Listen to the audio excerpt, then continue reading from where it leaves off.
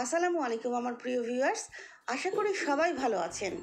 আজকে আমি খুব সহজ রেসিপিতে আলু পরোটা বানিয়ে দেখাবো।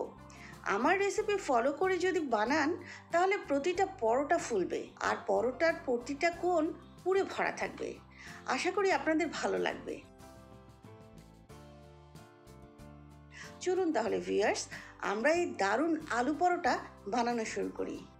প্রথমে একটা বাটিতে 1 কাপ পরিমাণ ময়দা নিয়েছি, এর মধ্যে অ্যাড করছি স্বাদমতো লবণ। এবার একটু মিশিয়ে নিচ্ছি। লবণের সাথে মেশানো হয়ে গেছে। এখন এর মধ্যে 1 টেবিল চামচ রান্নার তেল দিয়ে ঘষে ঘষে ময়দার সাথে মিশিয়ে নিচ্ছি।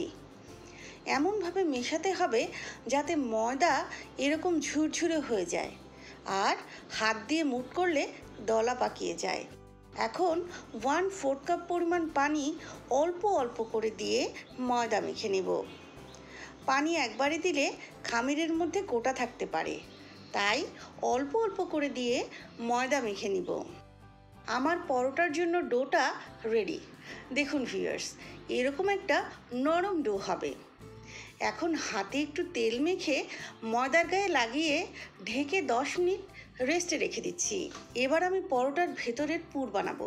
এর জন্য একটা বাটিতে 1 কাপ পরিমাণ আলু ভর্তা নিয়েছি। এখন এর মধ্যে একে একে দিয়ে দিচ্ছি 1/4 কাপ পরিমাণ পেঁয়াজ কুচি।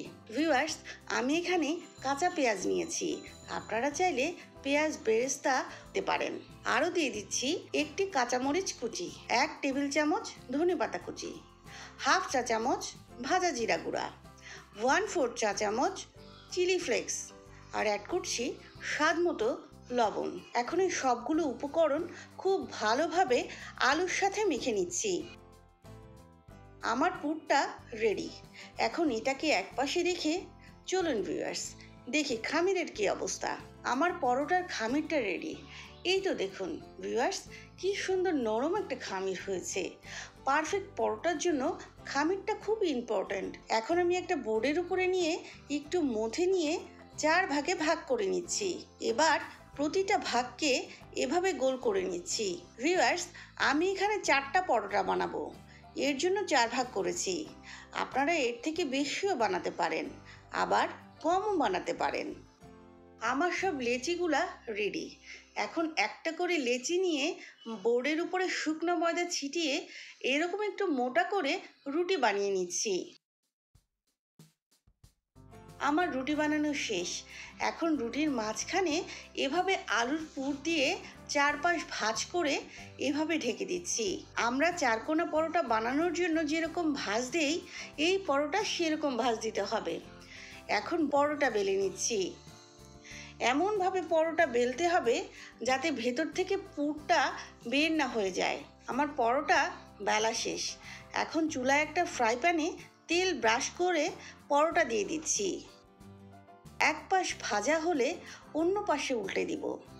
এভাবে 2 পাশে সেঁকে নিয়ে এর মধ্যে 1 চা চামচ তেল দিয়ে দিচ্ছি। দেখুন ভিউয়ার্স, কি দারুণভাবে ফুলে উঠেছে। এরকম ব্রাউন করে ভেজে তুলে নিচ্ছি। চলুন ভিউয়ার্স, আমরা দেখি ভেতরটা কেমন হলো।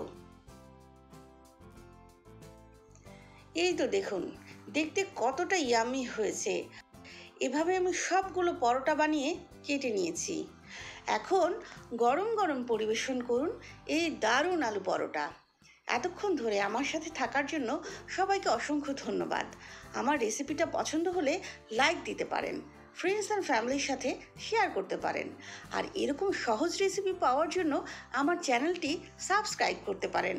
আবারও নতুন কোনো রেসিপি নিয়ে দেখা হবে ইনশাল্লাহ আমার কিচেন মাহিস কিচেনে। সেই পর্যন্ত সবাই ভালো থাকবেন, সুস্থ থাকবেন। আল্লাহ হাফেজ।